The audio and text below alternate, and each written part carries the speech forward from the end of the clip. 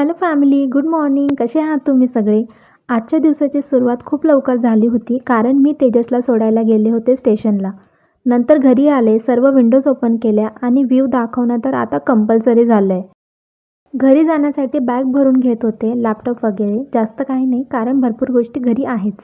छान आवरून देवपूजा करून घेतली कारण आज होता 4था श्रावण सोमवार. नंतर काही दिवसांसाठी का होईना रूमला बाय बाय केलं आणि मी निघाले घरी जाण्यासाठी. घरी पोहोचले, मम्मीची पूजा चालू होती. नंतर डोरेमॉन पाहत पाहत फरसाण आणि दही एन्जॉय केलं. इव्हिनिंगला खूप दिवसानंतर माझ्या कपात कॉफी एन्जॉय केली. हा माझा फेवरेट कप आहे कारण तो माझ्या पप्पांनी मला बड्डे गिफ्ट केला होता. रात्रीच्या जेवणात छान डाळबट्टीचा बेत होता म्हणून बट्ट्या वाफून घेतल्या आणि छान कापून घेतल्या.